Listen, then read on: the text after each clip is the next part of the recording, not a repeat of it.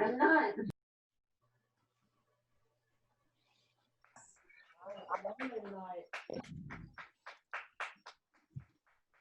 Is it time? It is. It's 7:01. 7:01. Hey, Let's go. everybody. We're ready. How you doing? Where's I everybody know more else? people are going to be popping in, but we can start since it's past 7.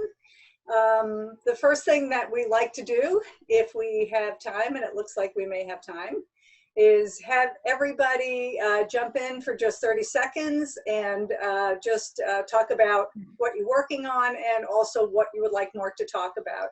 If you have any specific questions, please put them in the chat room and he can go through them one at a time and make sure that if there's duplicates, he's not, Busy. So basically, we're going to introduce myself last. And why don't we start with Stephen Sywak? Sywak. You're on.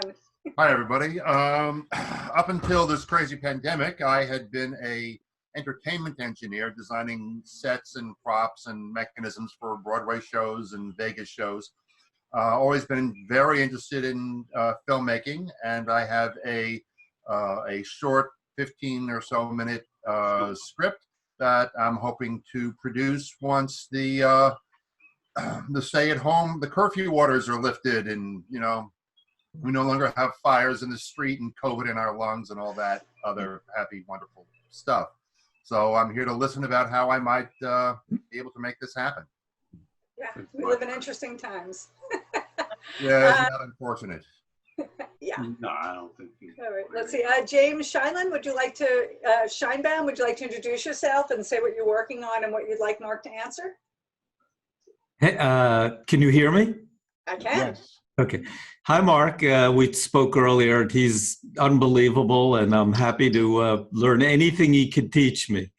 So I'll pay you later, James. okay. No, it's true. He's smart. He's very. So I would like to know a little bit though about. I don't know. Please. It's for school.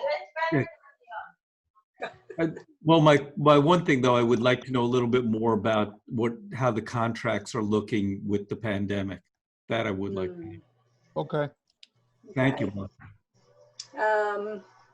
Let's see.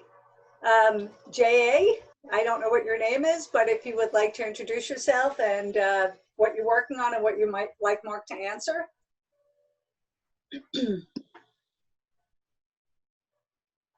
Hi, I'm Jordan. Hey, Jordan. I'm currently not working on anything. I'm just here to learn from fabulous Marc Jacobson and crew. Okay. John K. Yeah. Oh, this is like.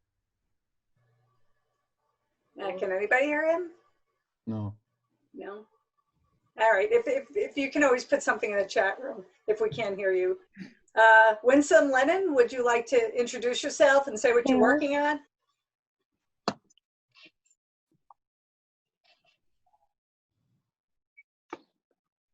Or not? Okay. Where's the song? Yeah. Norman Daniels, you're on if you would like to introduce yourself. Where is it? Yes, hello. Hi, everybody. Hello. So I'm Norman Daniels. I'm currently a student at Digital Film Academy. Can we all hear me or? Yes. We can hear you. Oh, outstanding. Yeah, and I basically I make a lot of films, technically films that happen to, well, shock people and horrify and all that good stuff, but all in good fun, obviously. I've had to be my own production company because of that sometimes, but going with the school, however, I've gotten a great opportunity to really see what a great film crew is about, and thus far we've put together some very interesting things, and definitely look forward to this meeting and everything it entails. Okay, let's see. Ikils, I-K, I don't know how to pronounce your name, but Yeah, hi. Iklil, sorry. I'm making Iklil, sorry. video. I think I'm leaving. That's all. Talking, if people can put themselves on hold if they're not speaking, it would be helpful because I'm picking things up. Yeah, everyone Okay. should just mute themselves Yeah. until Deborah calls on you, and then stay muted through the whole thing. I'll answer questions through chat. But I just want to know what folks are doing. Okay, sorry, Ikil, you're back. Yes, I'm here. Iklil, Yes. Iklil, sorry. Yes. Hello, everyone. Iklil, sorry. I'm architect and students in filmmaking in Digital Film Academy, actually. So I'm working a documentary about the secret of the soul. And yeah, I'm wondering about this question for a while, and I started my documentary, and I want to learn more and to see how to make it perfectly. Cool. Thank you. Yeah. Meredith, would you like to introduce yourself?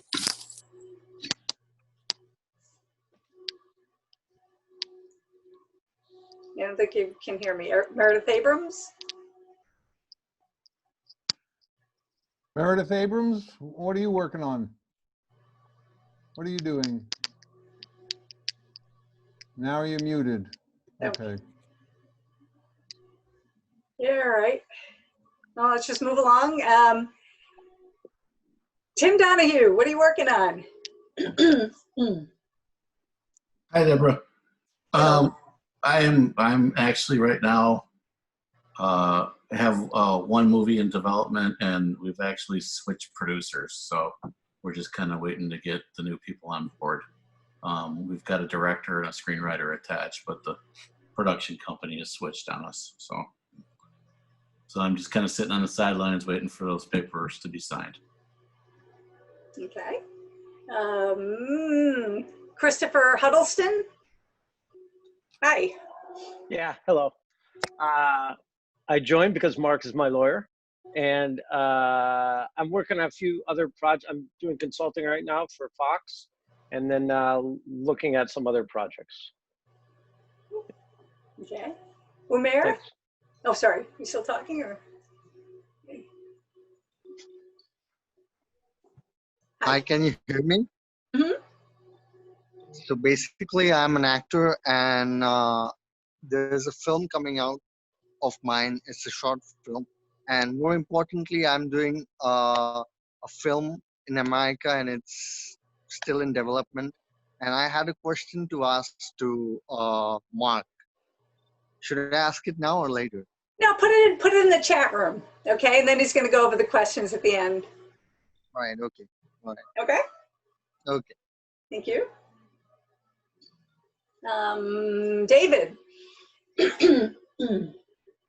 Hi, I'm a writer-director, and got one of my shorts just accepted into Long Island Film Festival, so Expo, so happy about that. I'm just developing 2 features at the moment, and about to start writing a TV project.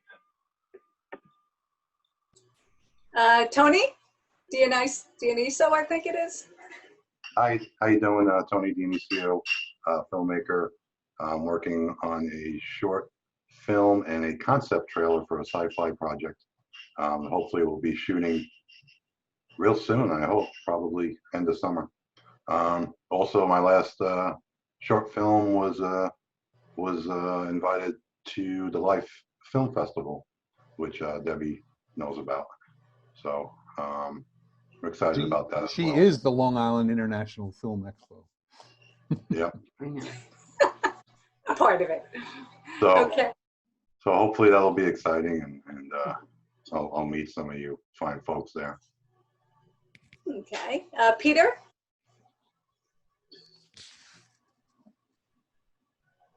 You have to hit unmute if you'd like to introduce yourself. So I'm working with the Thelonious Monk estate, developing a documentary on Thelonious Monk's iconic Round Midnight. Peter, do you know Doug Holloway? He and I are doing this together. Give him my regards, please. Well, he's the one that told me to come and listen to you. Oh, okay. Jason K, did we do you yet? You're all beginning to look No, alike to me, so. no, you did not. I'm here just to pick up whatever knowledge seems to come my way. I recently, before the quarantine hit, I finished an entire pitch package on the Film Festival Travel Guide docuseries, which I was going to pitch actually next week at Real Screen. And unfortunately, that's been delayed. And now I'm working on a swing music documentary about the late 90s into the early 2000s, which I was a part of before I jumped into horror. So I'm looking to get any knowledge I can get. So thank you guys for having me. Thank you. Paul, did we do you? We didn't do you yet, right? Okay. It didn't sound right. And my name is Paul Morrill. I've known Marc for many, many, many years. His entire life. My entire life, being that we are related. I'm a lighting and production designer. I was glad to see that Marc was doing this, and I just love contracts. And I could use a couple more of them because it's a little slow in the world today. And it's good to see you, Marc. Yeah. Jim Cook. Hi, everyone. I'm a filmmaker, and I used to help out the foundation. I used to help out Deb, so I was also a judge as well. I did a short little PSA, if you could call that, called Battle of the Gloves. It's just about COVID-19 related pollution. I got really annoyed seeing that on Long Island, so I just whipped up something real fast.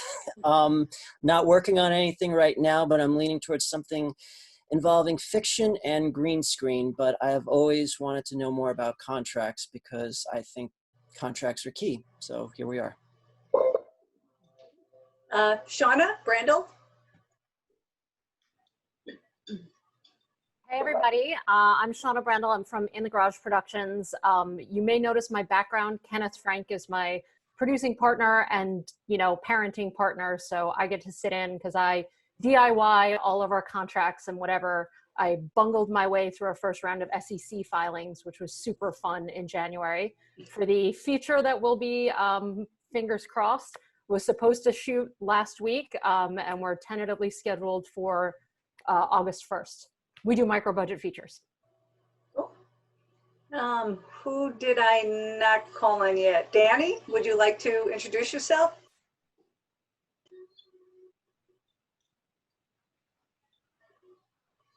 Or not? Okay, who put your hand up if there's somebody I didn't call on yet, because you're all moving around. Oh, there's Danny. Okay. Sorry, I unmuted my phone, but didn't unmute it on the computer. Hi, I'm Danny Nakotra. I'm a fellow filmmaker and director. Currently, what I've been working on has been on hold, not only because of COVID, but also because I'm not one of the lucky people that's able to do the filmmaking work full-time. So I do have a full-time job that's demanding a lot of my attention. So a lot of the film stuff is on pause for me for both of those reasons. Anybody else I miss? Okay, well, first I'm going to introduce myself. Actually, hey, John, you there? Are you hiding? Do you want to introduce yourself? Okay. Popping in. I'm Debbie's husband, mostly. I'm a cinematographer, grip gaffer, audio, boom up, whatever. And I basically do whatever Deb tells me. A lot. There's lots of us in that group, John, don't worry. Oh, yeah. Thank you. Okay, I'll introduce myself. For those of you who don't know me, I'm Debbie Markowitz. I am the Nassau County Film Commissioner. I'm also involved with the Long Island International Film Expo, and we're working on all that right now, the scheduling and putting the festival together. I'm also a writer-director, do occasional casting, and in fact, I just saw a bleep come up before that I think I'm about to go to picture lock on my feature. Yes, this has been years trying to get this baby done. And then I've got a series that's also in post, and I cleared so far 3 films since we've been in pandemic mode that I got for post-production. So looking really forward to getting back to writing. It's the only thing I haven't been able to do much of yet. So I'm really thankful for a couple of things. One is we have Don Cato here who can introduce himself, but I just will mention that Don is from the Queens World Film Festival, and he's basically co-hosting this. So let me throw it over to Don. Unmute yourself. Don, you're on mute. So that's why Mark gets the big dollars. Knows when to turn the client on and off. So I've known Mark for some time. He worked on a project of mine a while back. And Deborah and I, we've known each other for quite a long time. And some of you, there's a couple in here who are students. I teach at the Digital Film Academy. I'm also a filmmaker, and I'm the artistic director of the Queens World Film Festival. I've made a whole bunch of films all the way back to 1971. I'm currently working on a short doc, which is a musical with deaf people. And I'm restoring a 35mm movie I made back in 1986. So that's what I'm currently doing. And I'm looking forward to this because there's a lot of new things out there with finance. And Mark, if anybody in the world knows what's going on, he does. So whatever he says, ladies and gentlemen, listen carefully. Okay. About it. Now, my pleasure to introduce our speaker for this evening, Marc Jacobson, who I've known for, I don't know, 30 years. Can it be? Yeah. It's been a long time. Mark's been involved with the foundation. He still helps us out. He's my oftentimes entertainment attorney. And if everybody could just basically put themselves on hold at this point and on mute. And if you have any questions, please put them in the chat room and Mark will answer them after his speech. So Mark, thank you and go ahead. Thanks. I have the chat room open, so when you type them, send them. You can send it to me or to everyone, whichever you want, and I'll take a look at them, no problem. And thank you for being on mute. Aside from my little biography there that you read before signing up, maybe, I'm licensed to practice in New York, California, and Florida. I taught entertainment law at Fordham University, City University, and the New School. I founded the New York State Bar Association section on entertainment, arts, and sports law about 30 years ago. I'm still active. And I've been doing this for a very long time. You can look me up and get more information about me at markjacobson.com. So we're going to take the position that we're going to make a narrative fictional feature because it covers just about everything you need to know there. If you're doing a doc or a short, if your short is a feature, everything that I'm going to tell you applies. If you're doing a documentary, the basic only difference is how you acquire your rights. So if you have written a script and you sat down and you typed it on your computer and you're now proud of it and finished with it, you own the copyright in that script, all right then and there at that moment when it's fixed in a tangible medium of expression. You don't have to do anything. But if you think someone has stolen it from you, you absolutely must file a copyright registration certificate and have that certificate in hand before you file the lawsuit. That's important.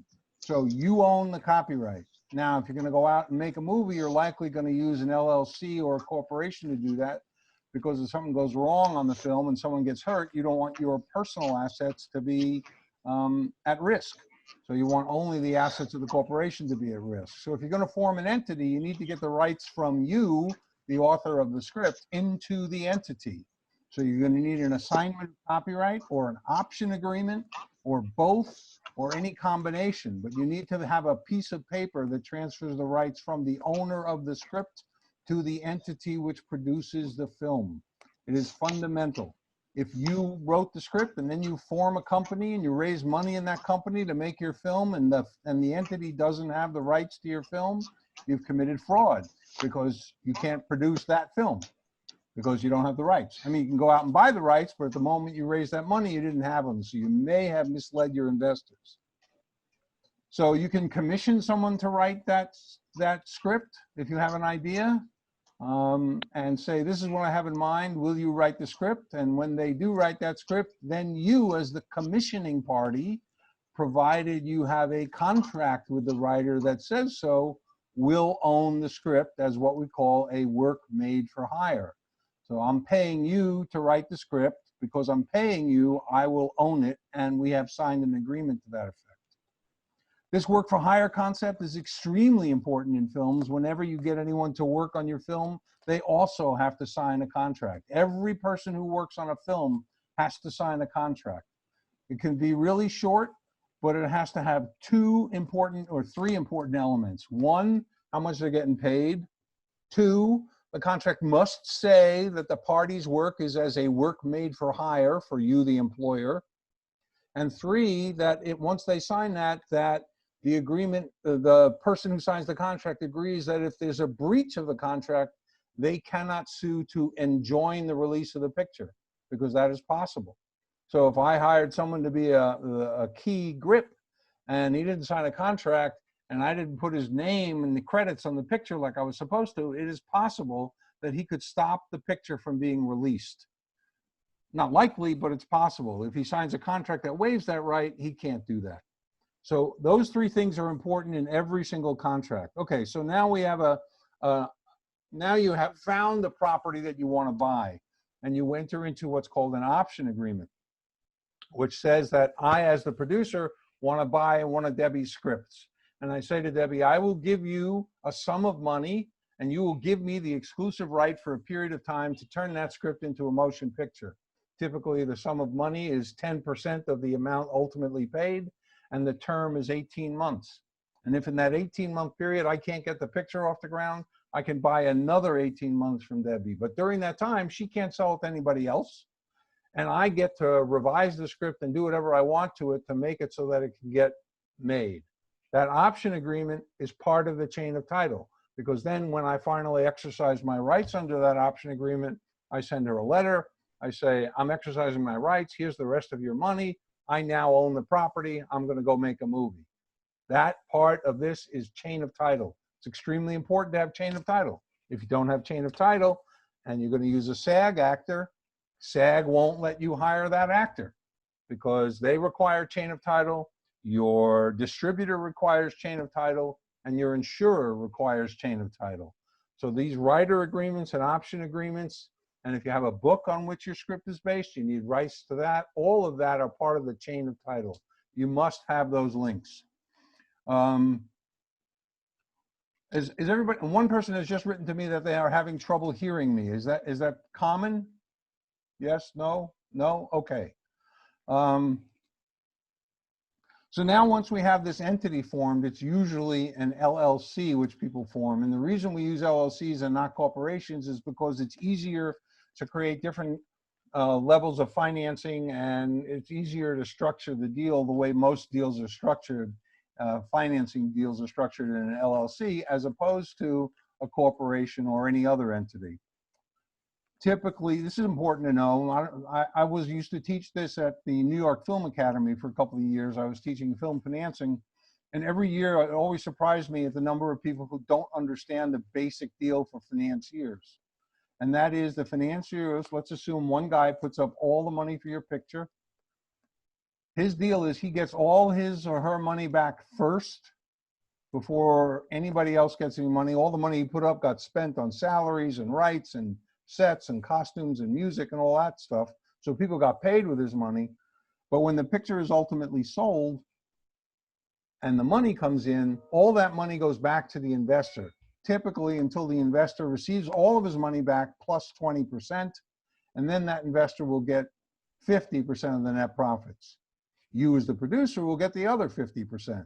But you have to share yours with everybody who participates as a net profit participant. The writer will get some, the director will get some, sometimes your actors will, sometimes your brother will for having done something for you on the side. However you want to do it, all of those people participate, and you as the producer pay that. A rule of thumb I like to tell producers is if they end up with 25 to 35% of the net profits of the picture, they've done it right. I had a client who had to give away 45% of the net profits to get her picture off the ground, but she got the picture off the ground. It, of course, didn't make any money, and that's a challenge. You should also be aware that over 80% of all movies made do not recoup their investment. So if you're going out to raise money, you really shouldn't tell anybody that they're going to get their money back, because odds are they won't. And if you put together business plans to raise money in your LLC, I would caution you very hard against doing that, because your business plan will often carry with it a projection, and you'll show the great results from the Blair Witch Project, or I'm going to date myself, to Eating Raoul and other fantastic films that made a boatload of money for very little investment. But you won't show the films that lost all their money. And since you won't show all the films that lost all their money, you're not presenting an honest picture of what happens. So if you do have an operating agreement and you are raising money from more than one person, you'll have an agreement among all the investors that says what I just said. They put their money in, they get it out first, they get 20% premium, and then they get the rest. And you as the producer run the show for their benefit. They don't have a vote. They'll call you up and say what's going on, but they can't vote in the company by and large unless something major happens. And they're going to sign a subscription agreement that says, I am an investor in this property and I understand this stuff. Now, here's some other basic advice I give to people about film investing. If you were to buy stock in a company on the public market, you would get a big big memorandum, an initial public offering memorandum that screams for 35 or 60 pages, don't invest. A private placement memorandum for a film will do the same thing. It'll go on for 35 or 50 pages saying what's wrong with investing in this property. But you don't want to do that. First of all, it costs a lot of money in lawyers. And secondly, it's not worth it, because what that is designed to do is to make it so that an unsophisticated or unaccredited investor gets full disclosure under the Securities Act and knows all the risks about investing in a film. But my advice to you is to never sell to someone who is not accredited. And the reason I don't want you to sell to anybody who's not accredited is if they give you $5,000, $10,000, that money is going to be dear to them. They're going to call you up regularly and try to find out what happened to their money. When are they going to get it back? When are you going to start shooting? How come it's not done yet? Well, you finished 3 months ago. You can't get the music? What's wrong with you? And you'll have all those questions. But if you go to an accredited investor, and an accredited investor is what we like to call a millionaire without excluding the value of his house, or someone who makes over $300,000 a year for 3 years, that person who invests $10,000 or $25,000 or $50,000 can afford to lose it. And odds are he or she will not call you every other day to find out what's going on with the investment. They already know they're likely to lose the money. They already know that you're going to do your best, but they won't ask you for that stuff. So in our subscription agreements, we prepare the operating agreement. It's very straightforward. It's very simple.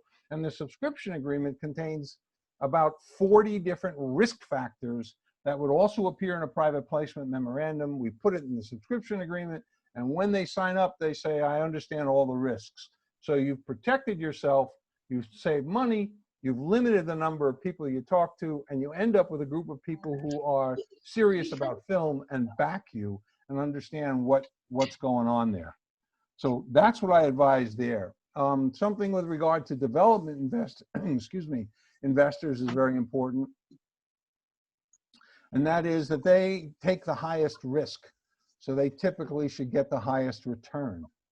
So if you're all set to go into production and you raise the entire budget, let's say it's $1 million and you've raised $1 million and everything's going hunky-dory, you don't need to worry about what your development investor got. But if you need to raise $50,000 or $100,000 to pay the screenwriter and hire the director and make sure they're working together, and then you want to find a location or you need a piece of music to make the movie, you have to go out and buy that stuff in advance. That development money gets spent even if the production money never gets raised. So in that case, the amount of money you're going to make, their risk is the highest. So what we do is we offer those development executives or investors a better deal. They get the same deal for their investment that they would if they invested in the property anyway. But if their investment would have netted them, say, 5% of the net profits of the picture in the ordinary course, I recommend to the producer that they give them another 5% out of the producer's side. So the development investor gets 2 for 1. They're getting twice as much equity for the one investment because they're putting it up so early, and they're going to make that much more money. So that's what we do. Their deal is typically the same, 120%. There's other nuances on that we can get into, but that's typically how I recommend we do that. Okay. So now we have raised our $1 million. We have a film. We have an option agreement. We have a chain of title. We have our, let's say, 10 investors, each who put up $100,000 to make our movie. And now we have to go hire everybody. And again, the director has to have an agreement. The writer already has an agreement. Each of the producers has to have an agreement. The department's heads have to have an agreement. And they all have to have those 3 provisions in them that I mentioned. But they also have to describe what these people are going to do. So when you're shooting $1 million film and you think it's going to take you a month to shoot, odds are not every actor is going to be there for all 20 shooting days. So you need to describe what days they're going to be there for and when they're going to leave. It's very important not to put a firm stop date on an actor's agreement, because you don't know if you're going to be able to let them go. If you give them a firm stop date and you miss it, you may never get them back because they're going to go on to their next property. So you need to be careful about that in your actor agreements. And all of your production agreements in that case have to be done in a nice little package. And that really is the bulk of what we do as lawyers. We make sure all those agreements are done properly. Now, when you get into the bigger budget pictures and even the low budget pictures, you're going to need to worry about unions and guilds. Most pictures these days at least have one SAG-AFTRA actor in them, and as such, you're going to have to sign up with SAG. SAG has an ultra-low budget contract, they have a low budget contract, they have a modified low budget contract, and they have a basic agreement. Each one of those provides for different benefits and different costs, but SAG has to be involved. As I said, they look at that chain of title, they make sure you have the money, and if you are on a basic agreement where you're paying people, I think it's over I forget what the number is, it's over a relatively low number. That basic agreement will require that you have to bond your actors. So if your cast budget in your picture is $342,000 and you're using cast members, SAG members, you have to put up $342,000 with SAG in addition to paying the actors directly. You have to put up twice the money. Then when production is over and they have verified that everybody's paid, they will eventually give you back the money. It will be very, very difficult for you to get that. You have to certify that. Then when you get into distribution agreements, SAG will require a foreign residuals bond, which is also a hotly negotiated item, which is based upon the estimated revenue that the picture is going to do in foreign markets over the next 2 years. They want to make sure that that money is set aside. You can get your distributor to pay that for you, but they won't release the bond until that money is paid. SAG is very difficult to work with. You must sign with SAG before you hire an actor. Similarly, if you hire a writer who is a member of the Writers Guild, you must sign with the Writers Guild before you hire that writer. And Writers Guild and SAG and the DGA each have pension, health, and welfare contributions that are significant. Up to around 20% of what you otherwise pay them gets added on to satisfy those items. And it can be a big deal. I'm working with a client now who has run out of money and can't pay the PG&H for certain writers, and as a result, my client has been blacklisted on his picture. So he won't be able to make any other pictures until he satisfies that. And on the Directors Guild, it's important to have a director sign, let me go back for a second. A Directors Guild contract does not need to be signed before you hire the director. But when the director is about to start pre-production work, the Directors Guild agreement must be signed. Very often, a director will sign a development deal with you, the producer, so that the director will work with the writer to create a script that they both think is worthwhile. that deal with the director for a modest amount of money for an extended period is not subject to the DGA agreement unless you actually are a DGA member. So my advice is to not become a DGA member until you absolutely have to, because again, the P&W becomes very significant and their involvement in the production becomes very intense. Okay, so now we finished the picture. You now are going to have to engage oftentimes a post-production supervisor who's going to help you pull all the post-production elements together. You're going to have a contract with them. I've done them that are open-ended. I've done them at flat fees. But the post-production supervisor will marshal all the assets, get everybody to do their job, and to do it well and on time. You're going to have to deliver elements to the distributor or the lender or whoever else requires these elements. I've seen delivery requirements go on for 6 or 7 pages, single-spaced, of what needs to be delivered. I did another deal recently for a client where it was just three elements. So when you're about to deliver your picture, you must understand what it is that you have to deliver, and those costs need to be part of your budget. Because if they're not part of your budget, you won't be able to deliver, because you won't be able to create the elements. And if you can't deliver, very often you can't get paid. So you got to look all the way to the end when you first start. Excuse me. Okay, so let's talk for a second about sales agency agreements. Do anybody have any questions? Let's see. Here's one from Deborah. Can you waive pension and health for yourself by choice? If someone has health insurance, okay. No, if you are a member of a guild, you are required to pay yourself the minimum, and you must pay pension and welfare on that. If you are the producer of the picture and the writer of the picture, typically for the Writers Guild, you must establish that the financing doesn't come from your pocket.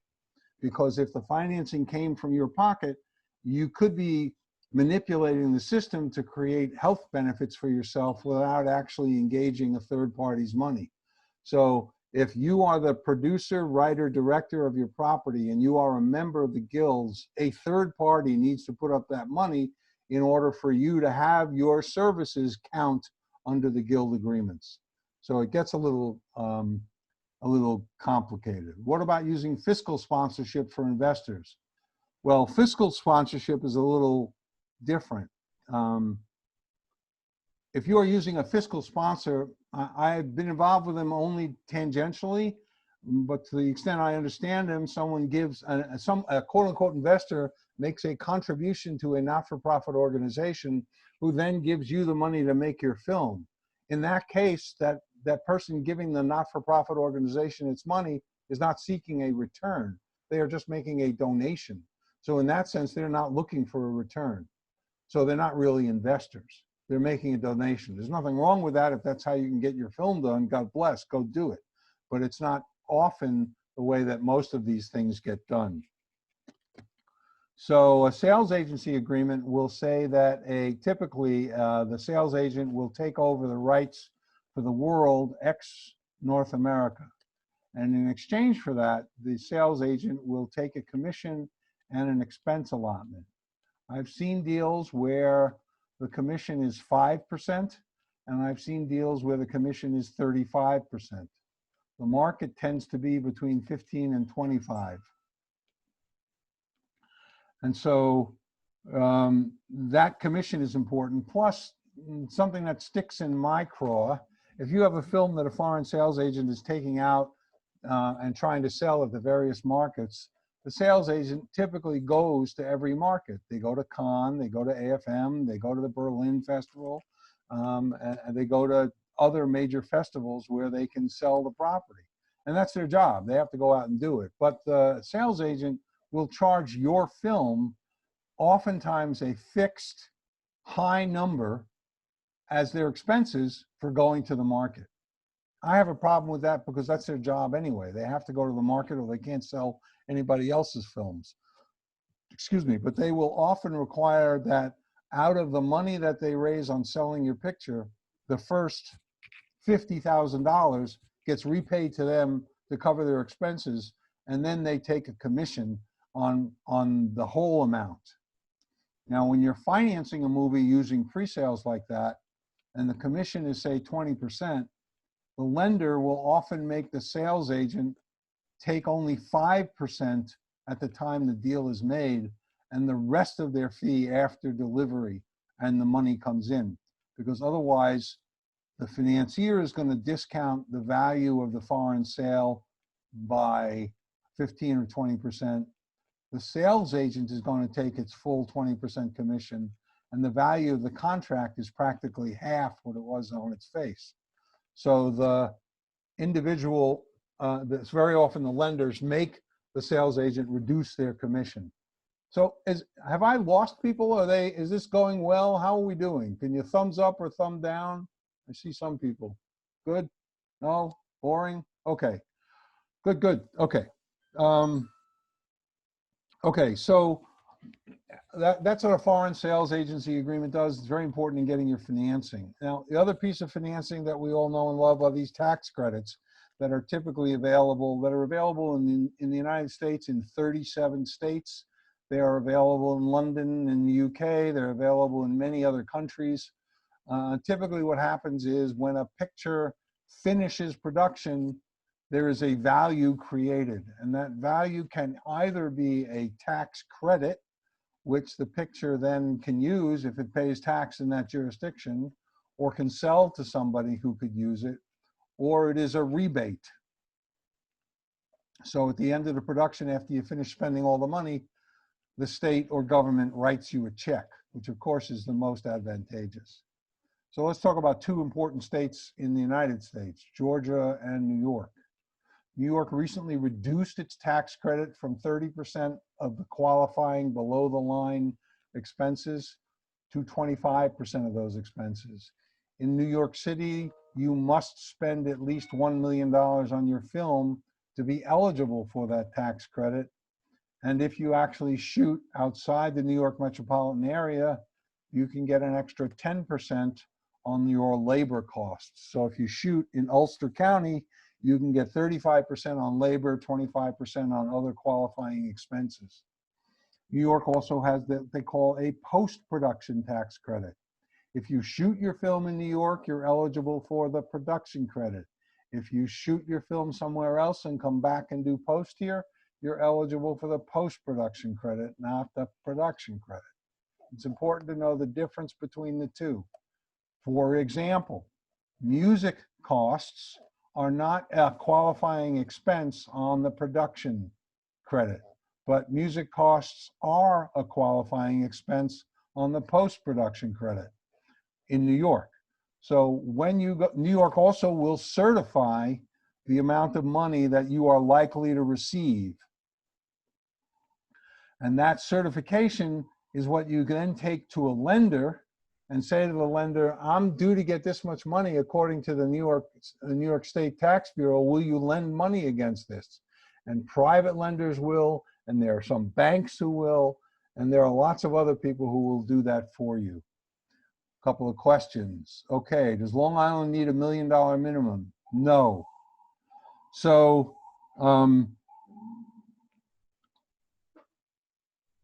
what was I doing? Oh yeah, so you go and you borrow the money against this tax rebate.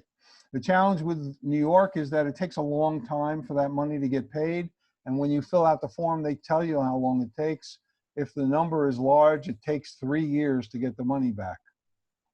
So when you borrow against it, the lender is going to be aware of when they finally get their hands on that money, and your interest rate is going to go up for that period of time that you borrow the money. Let's compare New York to Georgia. Georgia will not certify the amount of money that you're going to get. But there are plenty of lenders who know enough about the Georgia credit to look at your budget and your expenses and say, okay, your 30% Georgia tax credit for qualifying expenses will be equal to X. And they will then lend you money based on that.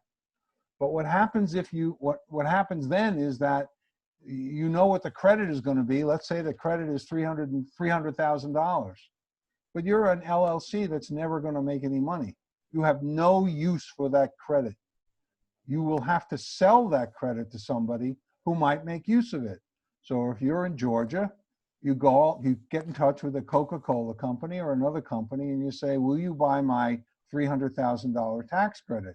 Clearly, they're not going to pay $300,000 for it because they could just pay the taxes.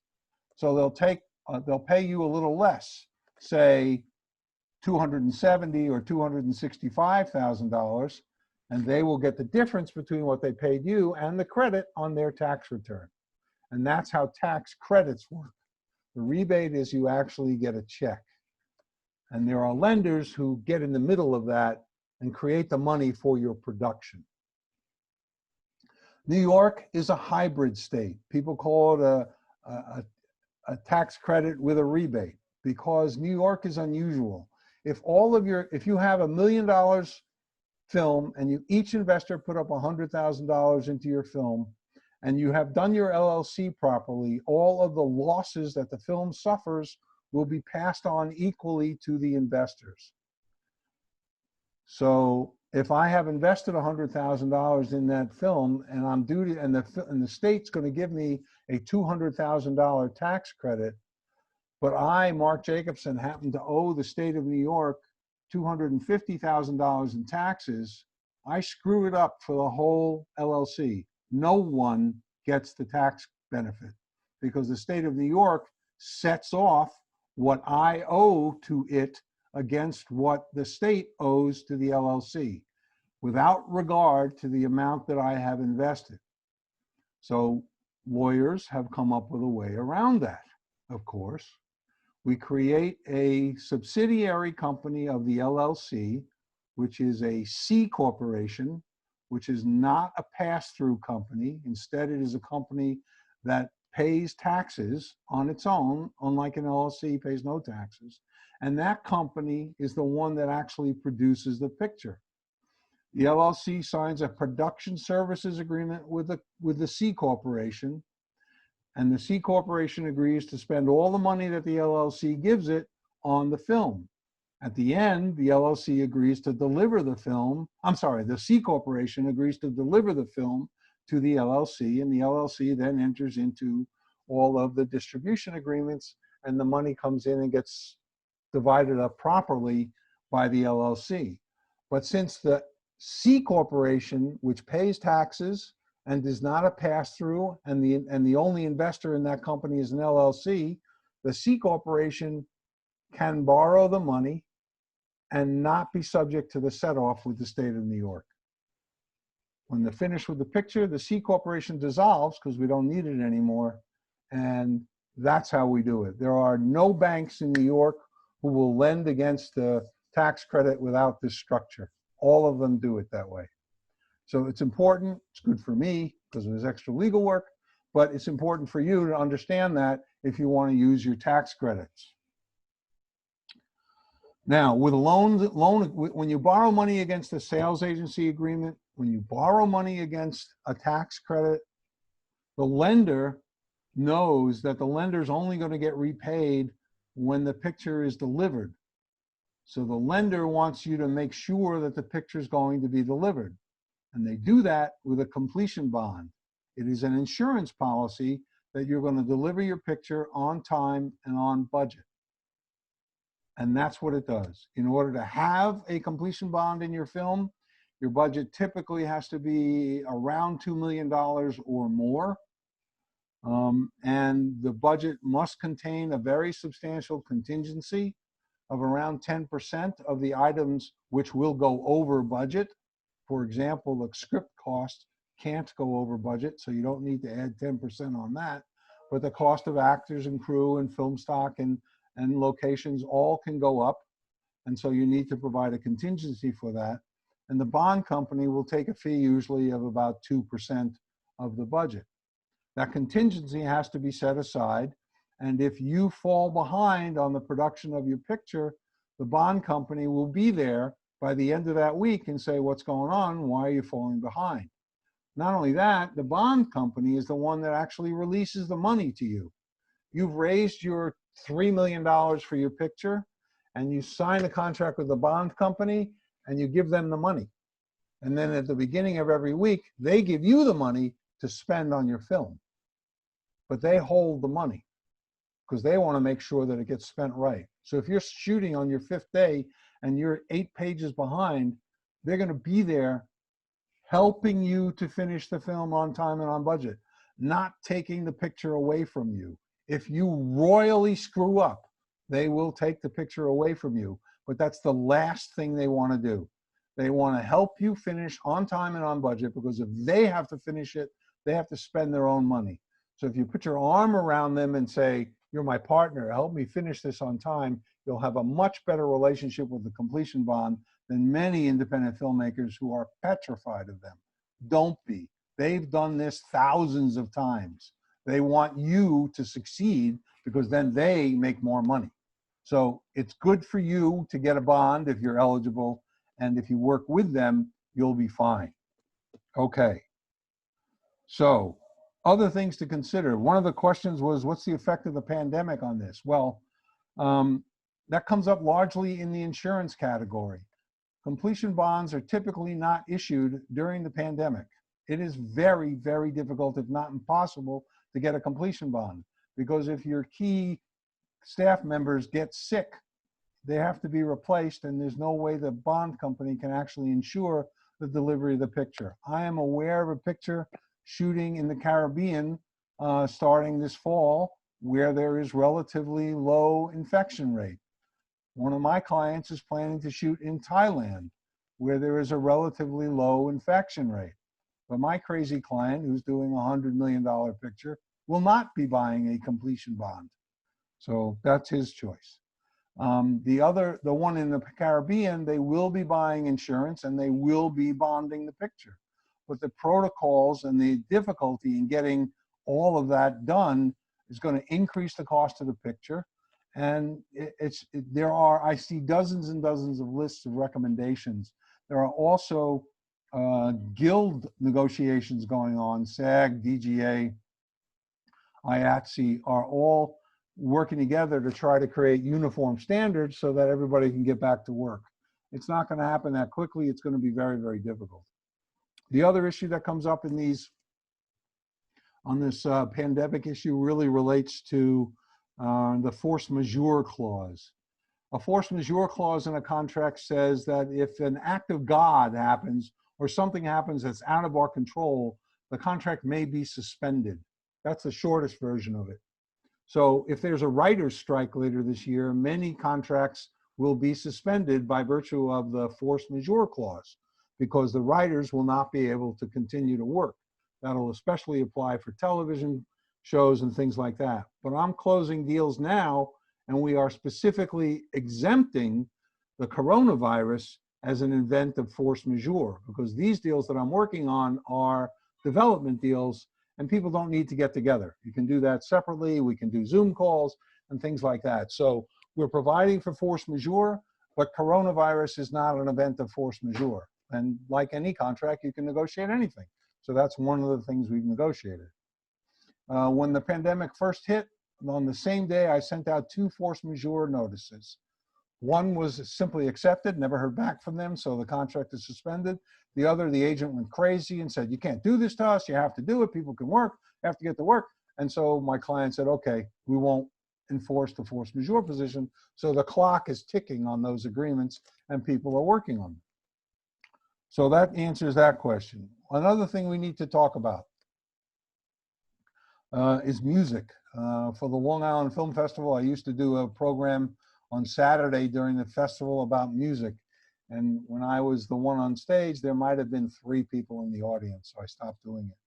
But there's 2 things you have to know about music. One is every piece of music in your film requires 2 copyright clearances, not 1, 2.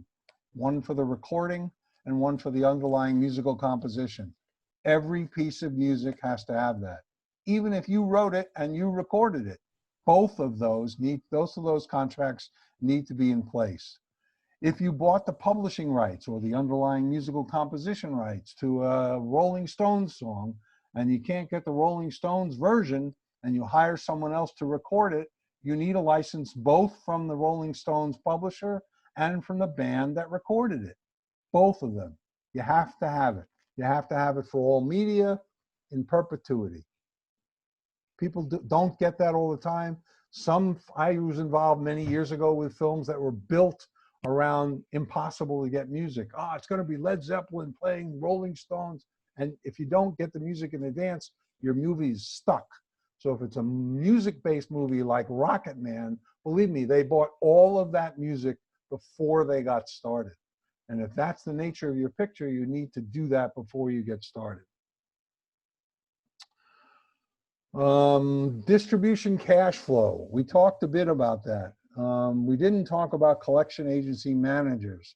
With a larger budget where you have multiple investors and you have multiple revenue streams like foreign sales agents and domestic distribution, you will frequently engage a collection agency manager. This is an independent third party. The two big ones are Freeway and Vintage. And what they do is they collect all the money for the film from around the world. Every dollar that comes in, every contract that you write says the money goes to the collection agency manager. And pursuant to a very heavily negotiated contract, they know how every dollar gets paid. It will say that first it'll say that they get a 1 or a 2% commission on everything that comes in. Then it'll say that SAG, DGA, WGA, IATSE, everybody gets their residuals. Then it'll say that the picture will start, the investors will recoup their investment. Then the investors will get their 20%. Then it will pay back then it will pay the individual investors their pro rata share of net profits, and it will pay any deferments along the way. And all of those things will get cut up in that collection agency management agreement. You won't have to do it, but you're only going to use that if you have a big budget picture where it makes a lot of sense. Okay, so Form D. If you raise money for your picture, I remember someone talking about how they were filing papers with the SEC. If you raise money in a private placement memorandum, in a private placement, and you raise that money either from accredited or unaccredited investors, you must file a Form D with the Securities and Exchange Commission. It tells the SEC that you raised money. I filed them late, I filed them not at all, and I filed them on time. And I never heard from the SEC about any of them.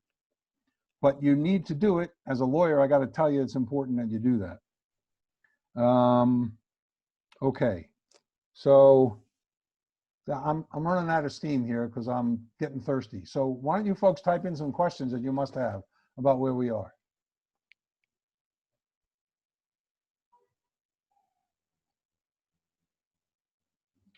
Minimum guarantees, great question. So if I am a film producer and I am going into production and I want to make sure that my picture has distribution, a distributor might say to me during the course of production or before production commences that when I deliver the picture, they will guarantee me a certain amount of money from the distribution of my picture. Let's say it's $1 million. And I can tell you a real live example. I had a client who got a minimum guarantee offer from a distributor on a picture we made last year of $1 million. My client said it's not enough. He finished the picture and turned it over to that distributor, and the distributor came back and said, I'll give you $750,000. So my client lost $250,000. He believes his picture is worth more than the distributor does. But the point of a minimum guarantee is that over a period of time, the distributor guarantees that you will receive a minimum amount of money. That minimum guarantee may also be pledged as collateral to a lender and used for the production of your film. Mind you, it gets kind of dicey here. If I finance my picture 100% with equity, the deal is they get their money back. First, they get 20% and they all share pro rata 50% of the net profits.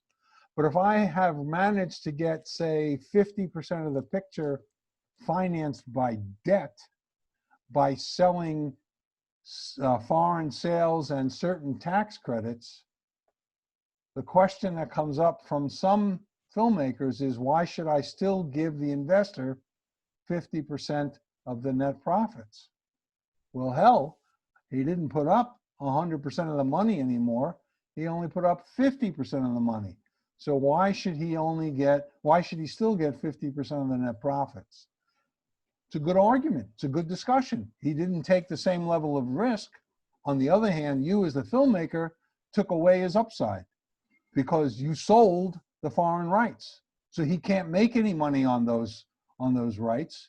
And his argument is, but for me, you wouldn't have anything. I get my 50%. That is a discussion that you have to have with your investors if you're going to go about selling foreign rights.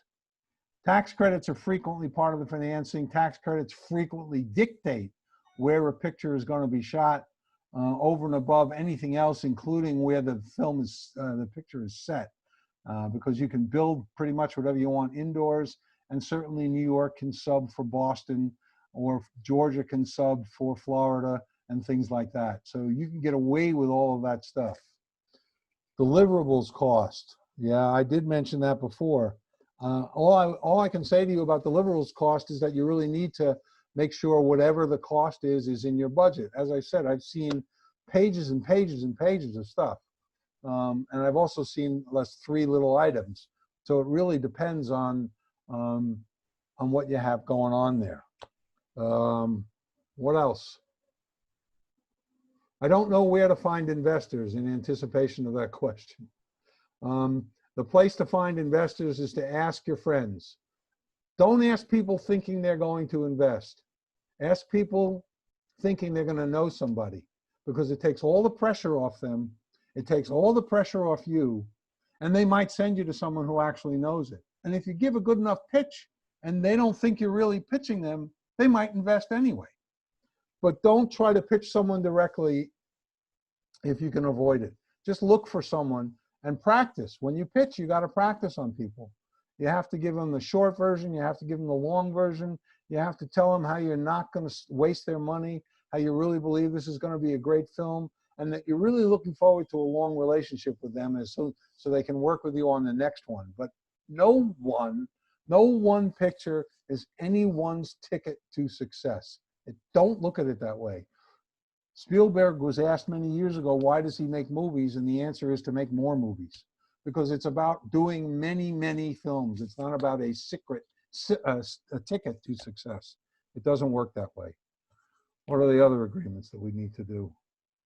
Whoa, average attorney cost for $1 million film, $1 million. I wish I could say. It runs the gamut. It's hard for me to get involved without at least $15,000 or $20,000 in legal fees. But on $1 million film, there's an awful lot of work that I would look to have the producer do instead of me. I would create a series of form agreements for the producer to use for his crew. I would review the option agreement, which typically the producer has. I would review the chain of title. I would guide them on signing up with the guilds. But on $1 million picture, I can't tell you how much it's going to cost. It's really a function of what you do with your lawyer. There are lots of lawyers looking to get into this business. It's important you get someone who's done it before, because I've had to clean up other people's messes. A breach of I'm sorry, Jim, I don't understand your question. Could I go over the breach of contract that is necessary in a contract? I don't understand that.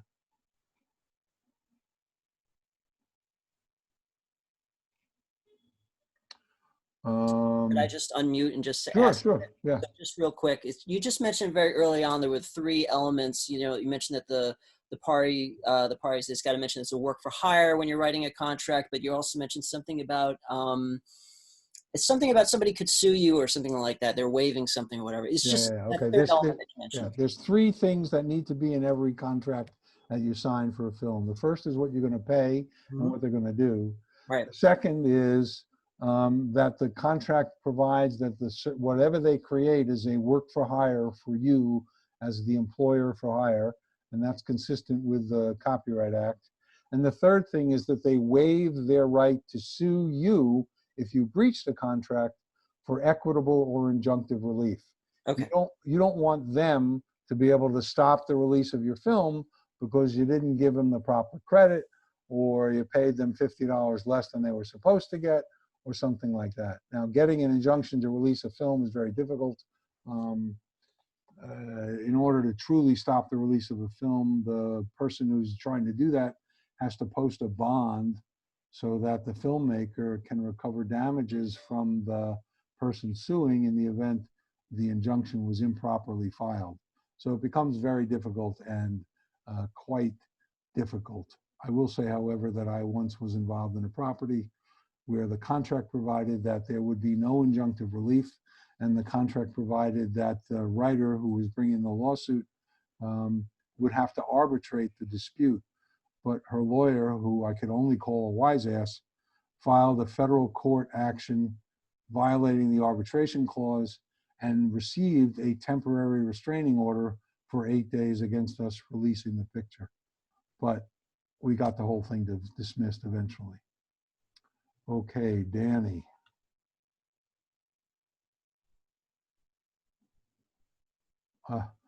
On an ultra low budget picture, even lower than the SAG high-end low budget, on a picture under $100,000, what do I recommend? I still recommend that every person who works on your picture have a contract with those 3 elements in it, that you have a credit sheet, you make sure everybody ties themselves together on the credit sheet, and that if it's $10,000 and it comes from one person, you just do a joint venture agreement. You don't do an operating agreement with an LLC. If it comes from 2 people, you're going to need an LLC.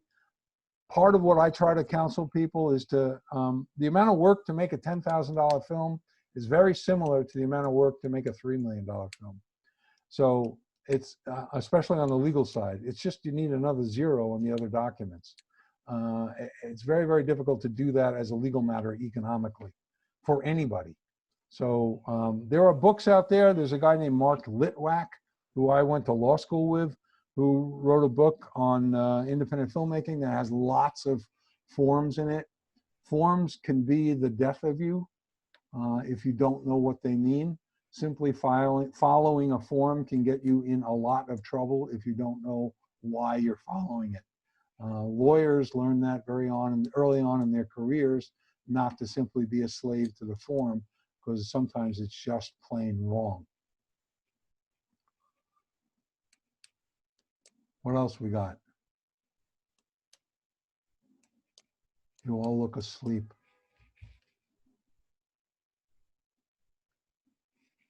Those of you who are not still. Oh, there's Veronique. Hi, Veronique. Tim's up. Steven's up. Paul's up. What do we got, folks? That's it? No more questions? Come on. Winston's up. Time to talk about film financing a little more. Sure. What do you want to know?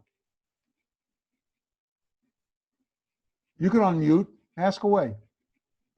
How to get it. Oh, how to get it. Well, I know it's talking to your friends' friends and.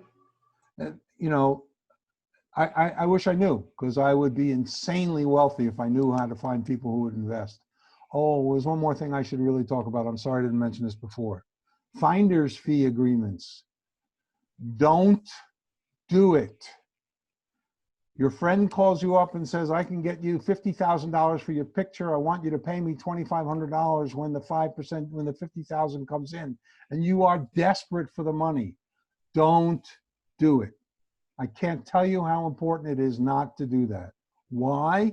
In our country, the only people who are authorized to get paid when you are successful in raising money in a securities sale is a registered broker-dealer.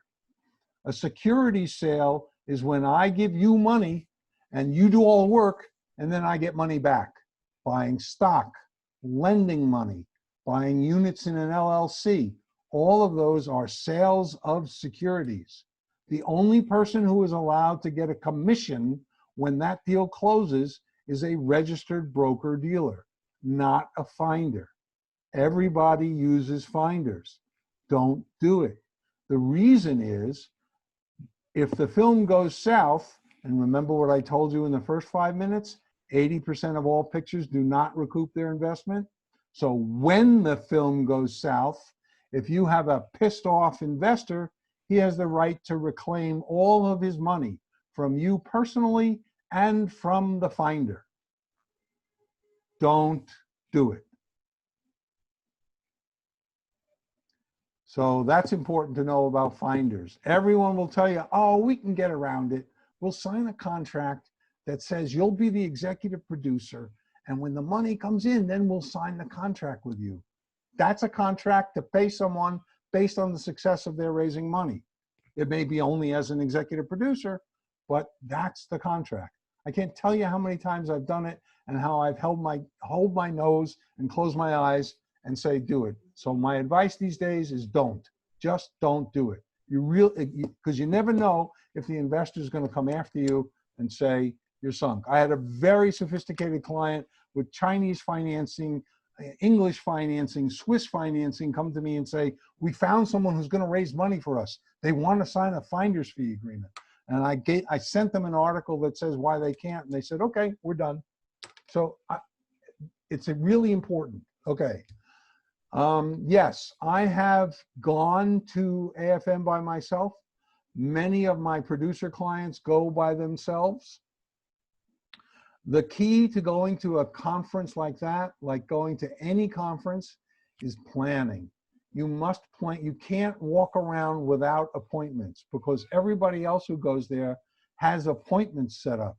If you have a property you want to sell, you want to get that property in front of certain people, you need to send them an email, ask them when they can see you, and try to pitch the property. It's very, very important that you organize it that way. For many years, I went to a music business conference in France in January called MIDEM. And I used to have meetings every 20 minutes for 5 straight days, including breakfast, lunch, and dinner. It was exhausting, but it was wildly productive. So, excuse me, if you're going to go to AFM or any festival or any market where you want to meet people, you do that. I have a client who called me up the other day to talk about progress on a particular property. He told me he went to Berlin for the Berlinale. He had 50 meetings in 3 days. That's productive. In order to make it work, you have to work before you get there. You have to do it that way. The real question you're asking is where to find the money. Here's what is important to know. In my experience, raising money without some sort of name talent attached is insanely difficult. The investment is in you as a person. If you can convince someone that you as a person are worth investing in, then they will invest. Then if you're going to use some name talent in it, they have to be convinced that you are a person worth investing and that the name talent is going to add value to the property. So it's, in one sense, it's a little harder to sell when you have name talent because there's 2 levels of sale.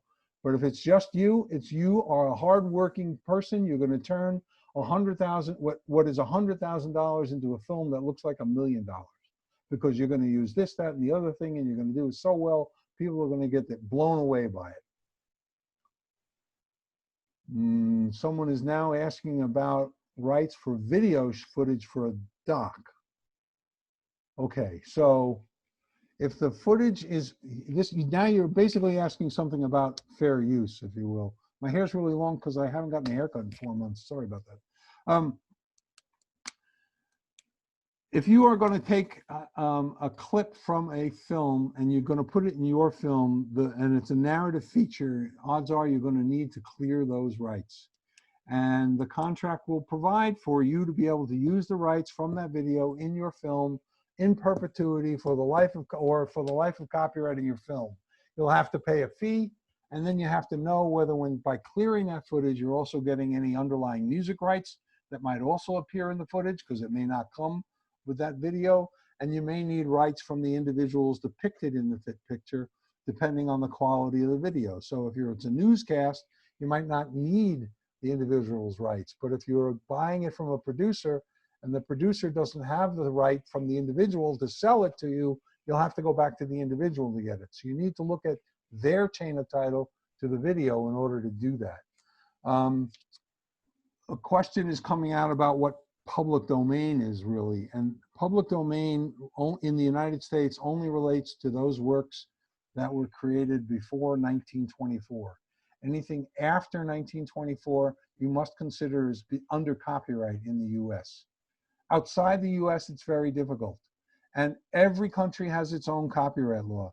So something that is public domain in the UK may not be public domain in the US. Something that is public domain in Canada may not be public domain in the US. Something that's public domain in the US may not be public domain in other countries.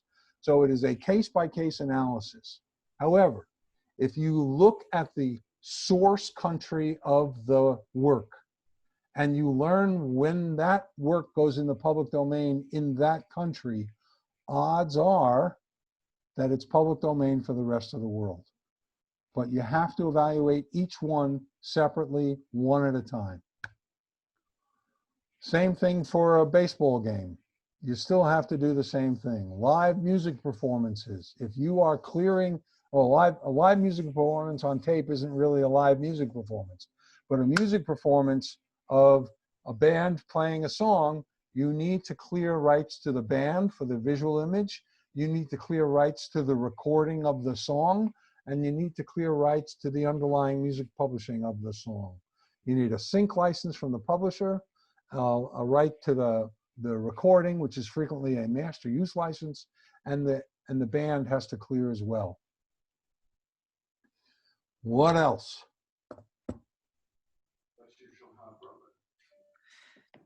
Mark, what about financing films to documentaries to PBS? I'm not sure I understand what you're saying.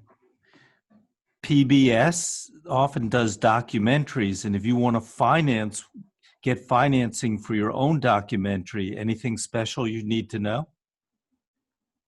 Well, no. I mean, if you're going to do, I'm working on documentaries with clients, and they're going out to raise money as if it was a narrative feature. The big difference in a documentary generally is the rights and the way you acquire the rights. I represented a music publisher, and I told you about this one, James. One of my clients is a music publisher, and there was someone who did a documentary about one of their writers and didn't clear any music at all. And there were 52 cues, and there were 15 separate songs used, and none of them were cleared. And I got a 15-page letter from the lawyer saying all of it is fair use. And my client didn't want to fight, so he gave the job to his client to fight it out with the filmmaker. The question about financing using PBS is sometimes PBS will commission you to make a film. And they'll say, when you deliver the film, we'll give you money. And yes, you can go bank the PBS contract and use it for financing for your production. But most documentaries are not done that way. Some are. Well, most of them are done, and then they hope to sell them to PBS or HBO or whoever else is going to buy a documentary. Ken Burns, of course, gets his financed in advance, but he's Ken Burns. Does that answer your question, James? I guess so.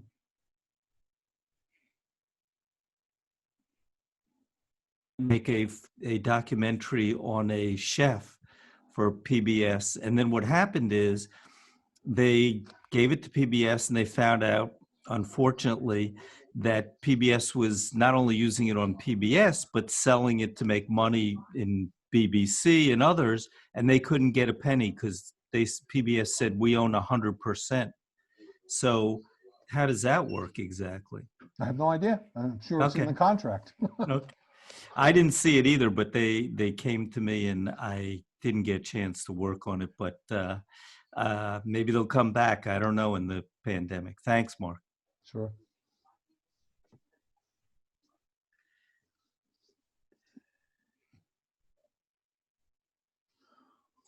Okay, Have you happened to see the new SAG rights for COVID? What's going on with that? Have they settled on anything, do you know? No, they're still working on it. They're still trying to figure it out. It's going to be very difficult. SAG, I have a good friend of mine who's a well-regarded producer. When I was emailing him, and I told him about how the unions are all getting together to try to come up with a plan, and his response was, SAG is going to screw it up, don't worry. So they're very difficult to work with.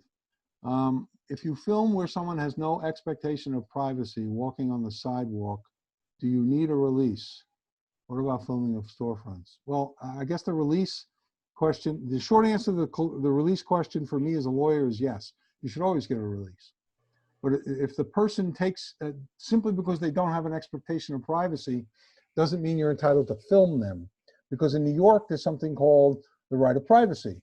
And under New York civil rights law, sections 50 and 51, if you use a person's name or likeness for purposes of advertising or trade without their consent, they can sue you, and that technically is a misdemeanor.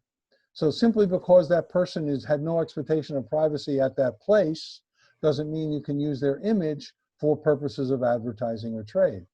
Now the next question is using a person walking on the street in a movie use for purposes of advertising or trade? If you actually watch the picture Arthur, I think that's the film. Jesus Christ, I can't remember the film. There's a scene where I'm crossing Park Avenue in this movie, and they did not get my release. And I knew there was no basis for me to bring a lawsuit. So I had no expectation of privacy, but they're also not using my image for purposes of advertising or trade, so there's no basis for me to bring that lawsuit. Storefronts. Storefronts are a different issue because they may relate to copyrightable material in there. I represent a photographer, a very noted photographer by the name of Ruth Orkin, and her photograph called An American Girl in Italy is kind of iconic. It's a picture of a woman walking down the street in front of 13 men, and it looks like they're whistling at her, one guy holding his crotch, and it's really kind of an extraordinary picture. That picture once formed a backdrop for a scene in which a woman got raped. And my client was not very happy about that. So we took the view that her use of the picture evoked a feeling about the scene, and we sought and recovered some money for it. But that use of a copyrighted image sometimes is lawful and sometimes is not, because you get into the fair use issue. If you're filming a storefront as part of your walking by a particular store and you're not focused on it, it's quite likely that it could be fair use.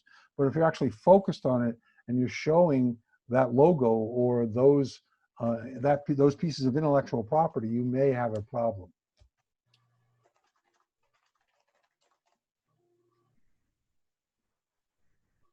Okay, I think I answered that question.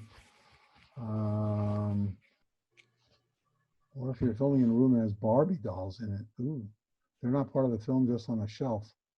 Well, again, it really depends on the Barbie question. Really is answered depending on the use made.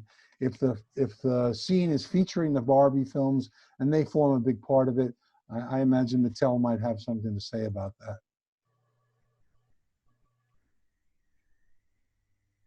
Okay, 2 more questions, because I'm tired.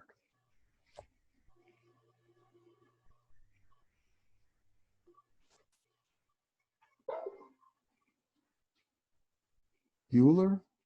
So if you're driving past, you're doing a driving shot, but you're not focusing on anything, you're probably okay for storefronts and whatnot? Yeah, probably okay.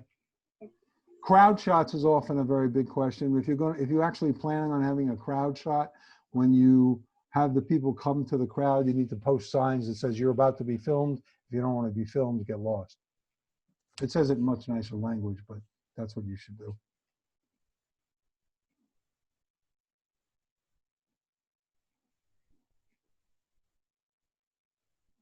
What is the biggest legal challenge in making a feature doc?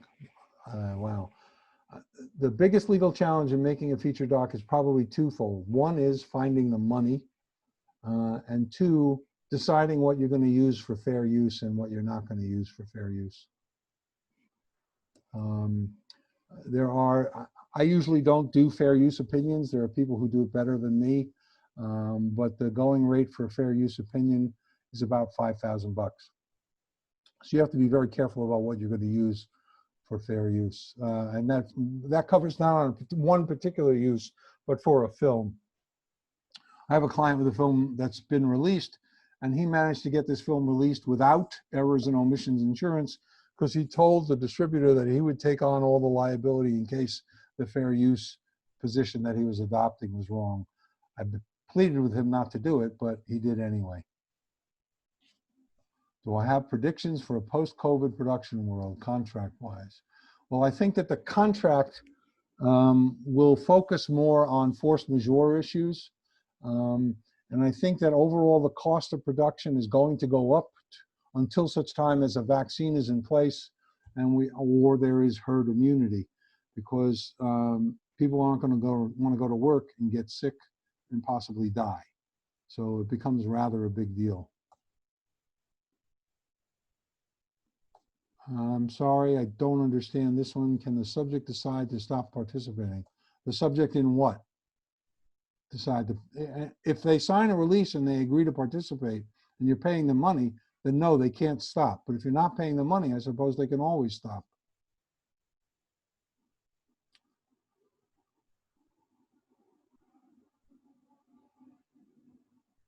Okay, say you are writing a song that uses the melody of a public domain song. So you're writing lyrics to a public domain song. How would the contract be written for the composer? Well, there is no composer because the melody is public domain. So there's no one to buy rights from. Okay. Documentary, but that's only true in whatever country the song is public, the music is public domain in, right? Certain songs by George Gershwin are public domain in the US.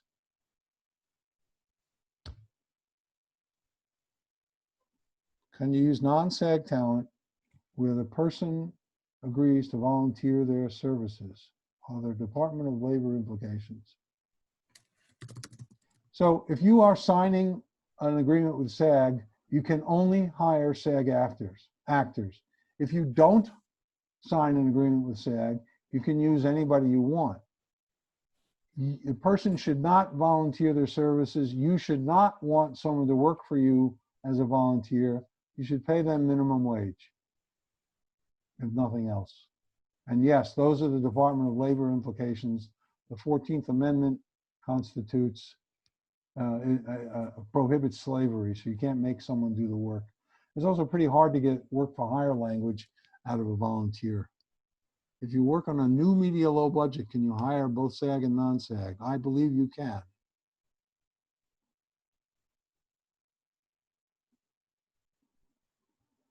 Also, many SAG actors these days are doing what's called financial core, which means they are eligible. I'm sorry, they are SAG actors, but because they elect financial core, which means they can't vote in the SAG elections, they can work on both SAG films and non-SAG films. Medical insurance responsibilities for cast and crew. Well, if the unions and guilds require, excuse me, my dog is bothering. 1 second.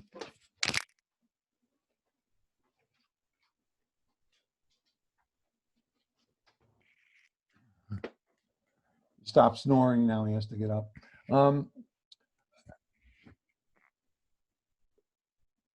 Medical insurance for cast and crew. If you hire union and guild folks, they require certain insurance, and that will be part of the deal. If you're not using any crew, you don't have to provide medical insurance.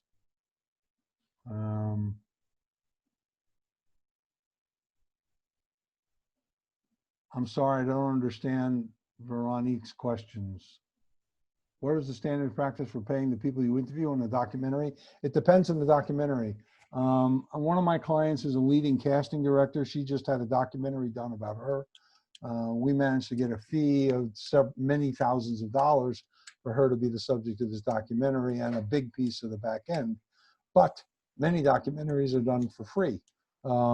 Many of Michael Moore's pictures are considered documentaries, going back to the movie about Flint. He didn't pay anybody. They all got them to basically give releases on screen. So that works. Roger and me. Thank you, Jim. Are there any books you would recommend on this subject? Well, I think I did mention the one by Mark Litwack. Those deal with contracts in that way. There's a book by a friend of mine by the name of Tony Morris about filmmaking. Tony wrote that with Rain Dance. He's a UK lawyer living in Israel. And actually, we're doing a program on the difference between producing in the US and the UK on Thursday at 2 o'clock. If you're interested in that, that's $15, and the proceeds go to Rain Dance.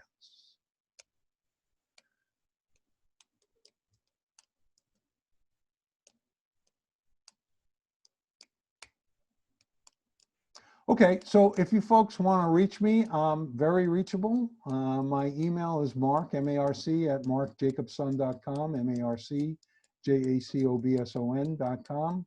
My website is marcjacobson.com, and my phone number is 516-459-0436. Just call. I'm pretty much always available. Or if you didn't get it, contact me and I'll put you in touch with Marc. Marc, thank you so much for joining us here today and answering all our questions. I'm just going to throw out a little information for anybody who wants information on the Long Island International Film Expo, also known as LIFE. Going into our 23rd year. We've already scheduled. It's not up yet because we've had to move the dates and we're still working on some things, but we do have the films that we want. But longislandfilm.com to find out any information about that. And Don? Yeah, and the Queens World Film Festival is doing Queens World Wednesday night at 9, and we screen a block of films from the film festival, thematic, of course. And what we are doing is we are highlighting community action groups and what they're doing. No money comes to the film festival. If everybody wants to do something, it's all about whatever these organizations are doing, how you can help them do what they do. And that's what that's all about. Every Wednesday night, the program changes. That's where it is. I have one more. I have to give a disclaimer. None of you are my clients until you actually sign an agreement, and nothing I gave you tonight is legal advice, and no attorney-client relationship has been created today. Sorry. Thank you, Marc. Thank you, everybody, for joining. Thanks, Don. Everybody have a good night. Thank you. Take care. Thanks, Deborah. Bye-bye. Thank you, Marc. Thank you. Everybody. Thank you, Marc. Thank you. Good night. Thank you. Good night. Thank you, Mark. Bye-bye.